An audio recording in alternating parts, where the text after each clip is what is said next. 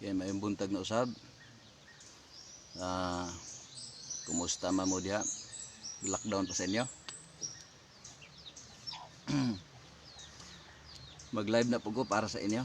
Kumusta man mo? Naalang ko i-share ninyo. O ako mong gihanyo nga maminaw ani bisag dali lang. Mga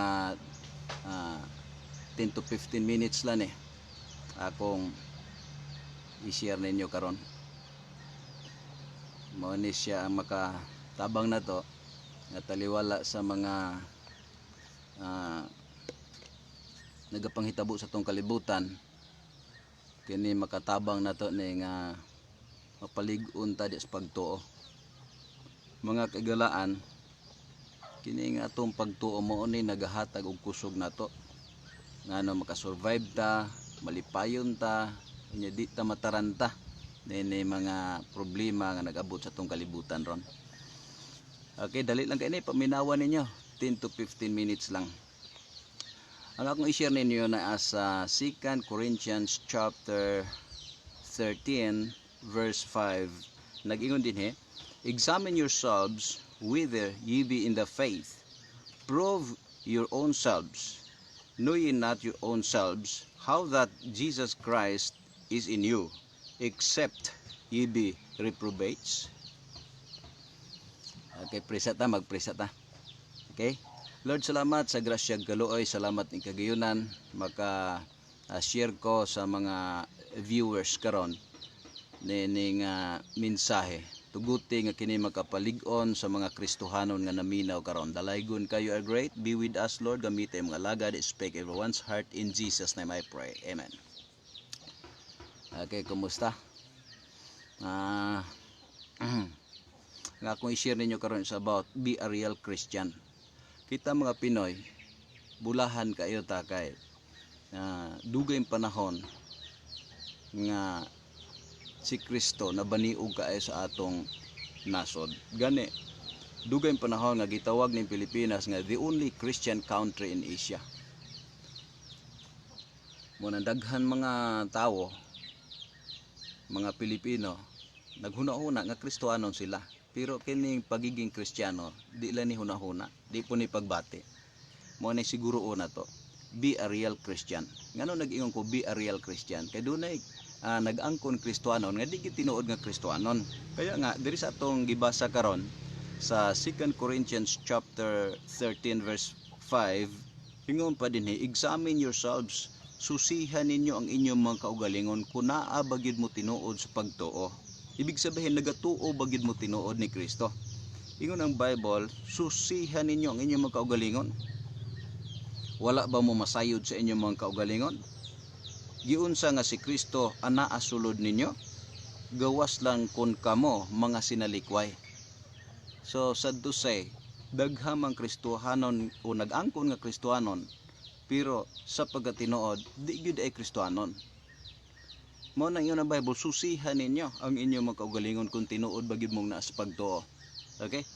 The word Christians or Christian gimention sa Bible kaupat lang nga time gimention sa Bible ning word Christian or Christians. Adunay three main things involved for real Christian. Unsa man ning tulo ka mga naunang butang? Una mga kagalaan is kini gitawag personal repentance. Kung wala kay personal repentance, bisan pag-aangkon ka nga Kristohanon ka, dili jud ka tinuod Kristohanon. Nga naman, repentance must be personal. Kinahanglan personal. Unsay gingon ni Jesus Christ niadto mga tawo nga naghuna-una nga matarong sila. Sa Luke chapter 13 verses 1 to 5, ingon pa ni Jesus Christ, except ye repent, ye shall all likewise perish.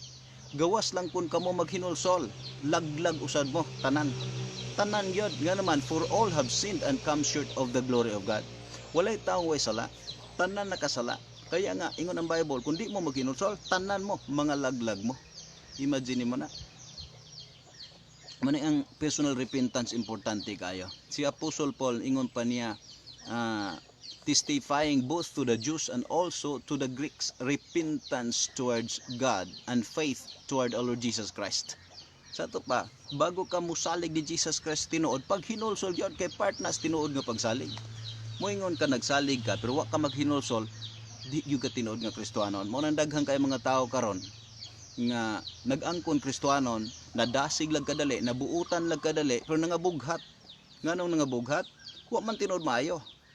Kaya ang kaayuhan mo nga naa jud ka first and foremost pag hinulsol. So balik ka na to, be a real Christian. 3 main things involved for a real Christian. Number 1, personal repentance. Okay, paminaw maayo kay dali ra ni. 10 to 15 minutes lang. Number 2, personal acceptance. Dapat doon na jud kita og personal acceptance. Okay? Nganong naagi personal acceptance? Tungod kay naisulat na si Jesus Christ gihatag ngani sa mga tao. Kitang tanang mga tao ingon sa naisulat makasasala. Pero tungod sa gugma sa Dios, dili siya buot nga masilutan ta sa atong pagkamakasasala. Siya naghimo sa paagi. Iyang gihatag ang iyang bugtong gipakataong anak nga si Jesus aron mao'y mamatay bayad sa atong mga sala. Gihatag siya di lang aron magbayad sa atong mga sala, kundi aron mahimong manluluwas nato. Kay nabanhaw siya mga kahigalaan. Buhi ang atong Ginoo. Mo nang dapat masabtan nimo na og imong yung personally dawaton siya nga imong manluluwas. Ingon ang John chapter 1 verse 10 to 13. Ingon dito nga he was in the world. Si Jesus diri nas kalibutan noong araw pa. Gani nga ng Bible, the world was made by him. Nabuhat ang kalibutan pinaagi kaniya. But the world knew him not. But as many as receive him, apan taman sa midawat niya, gitaga ag katungod sa paghahimong mga anak sa Dios. Bisan ngadto kanila nga nagtuo sa iyang pangalan. Nga nangahimugso dili sa unod ni sa dugo ni sa kabubuton sa tao, kundi kabubuton gid sa Dios. Mga kaigalan paminaw kamo. Ang tinuod nga Kristiyano una na personal repentance and then dunay gitaw personal acceptance, but as many as receive him. Bisag kinsa ka pa taman sa mudawat ni Jesus, apil kong tulisan dito sa cross nga midawat ni Jesus. Mga kagalaan gidawat po niya nga naman ang pag higugma sa Ginoo nato is personal. Although generally gihatag si Jesus para sa tibuok kalibutan, but personally kinahanglan individual mudawat niya.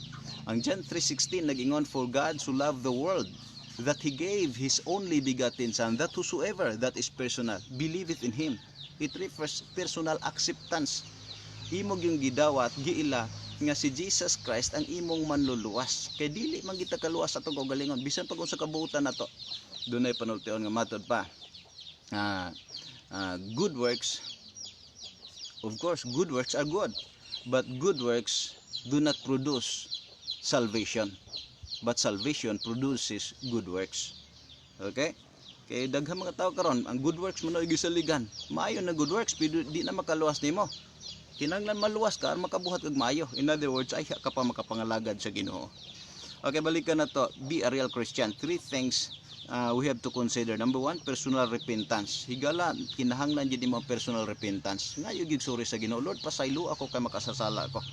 Kay naisulat laglag yun ang tao kundi maghinulsol. And then personal acceptance, dawata gid si Jesus sa ligi nga imong personal nga manluluwas. And then lastly is promised assurance. Paminaw kamo, ang tinuod nga Kristiyanon adunay promised assurance. Ug ang nagpromise ana dili tawo, dili imong emosyon, ang pulong sa Ginoo mismo. Naisulat na mahanaw pang langit ug ang yuta ang pulong sa Dios, dili gayud mahanaw. Unsay giingon sa kasulatan, taman sa midawat ni Jesus gihimong anak sa Dios. Taman sa midawat ni Jesus dili na laglagon pa apan adunay kinabuhing walay katapusan. Ingon ang Bible nga ang Ginoo karon nag-andam og mansyon didto sa langit. Someday mobalik siya. Ug kini mga pandemic ni tabo sa kalibutan, usa ni ka-warning nga hapit na ang Ginoo mobalik aron kuhaon niya to mga mingdawat niya. Katong tinuod nga naay paghinulsol. Higala paminaw ko mo, tagaan ta lang mog hints. Every 2,000 years ang Ginoo dunay international nga gibuhat sa kalibutan. Number 1, from Adam to Noah, about 2,000 years gilunupan ang tibuok kalibutan. Then gikan sa lunop, about 2,000 years later, natawo ang manluluwas sa tibuok kalibutan. Ug nagpromise siya nga mobalik aron kuhaon to mga tinuod naghinulsol og midawat niya. Gikan siya ang promise until now, about 2,000 years na usab. Ibig sabihin, hapit na. Kini mga panghitabo karon warning na ni. Pangutana, are you prepared? Tinuod na ba kang Kristiyanon? Kang tinuod ng Kristiyanon mo'y madala sa iyang pagbalik unya. sa dili pabuhian ang tanang virus nga hinabihan kangilngig para nining kalibutan alang ni atong mga wala maghinulsol. Kining kalamida ron gamay ra kay ni di na ikatandi sa dakong kasakitan unya mahitabo ni atong mga tao nga mahabilin sa pagsakgaw sa Ginoo. Higala, be a real Christian. Unsaon? Paghinulsol. Repent, paghinulsol. Personal repentance is necessary. And then personal acceptance. Dawata si Jesus nga imong manluluwas sa ligi siya. And lastly, promised assurance. Tuo sa pulong sa Ginoo. Ang misalig ni Kristo di na malaglag. One day mubalik si Jesus aron kuhaon ta. Ingon sa naisulat, let not your heart be troubled. You believe in God, believe also in me. In my Father's house are many mansions. I go to prepare a place for you. And when I go to prepare a place for you, I will come again and receive you unto myself, that where I am, there you may be also. Siguro na ba ka matog langit? Kung wa pa kakasiguro, di pag yung tinuod nga Kristohanon. What you need is personal repentance. Pag hinulsol, ingna Ginoo Lord, pasayloan ning makasasala. Dayon, tuuhi, dawata siya personally nga imong manluluwas. Ingna siya, Ginoo, salamat sa katubsanan dito sa cross. Ako kang dawaton nga ako manluluwas, harii akong kinabuhi. Ay pa ka makatuo nga ang mga promises sa Ginoo, sigurado juga moadtog langit ug dili impierno. Tungod kay ikaw tinuod yod nga Kristohanon. Naghinulsol, nagdawat, ug mituo sa pasalig sa pulong sa Ginoo.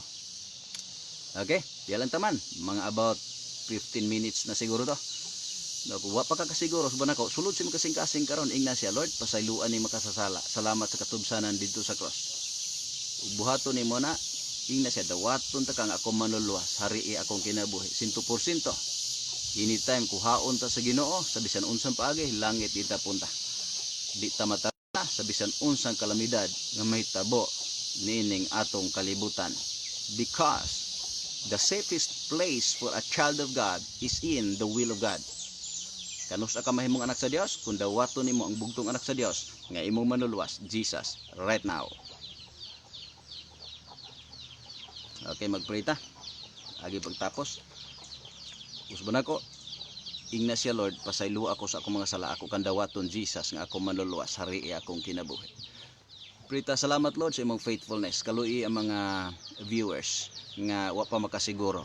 Ug gato nakasiguro na, lipaya sila kay diha kanimo dunay kasiguruhan. Dalaygon ka, thanks Lord nga imo ming gikaluyan, thanks Lord imo ming gitaga kapasayloan, kay among kasalanan imo nang gibayran.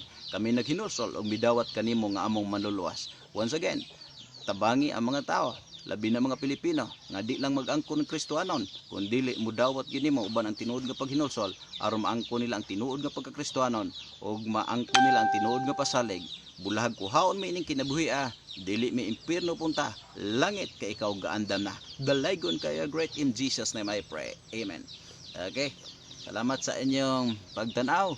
Hinaot nga inyo ning balik-balikon alang sa wa kasiguro aron kamo makasiguro. God bless. Bye-bye.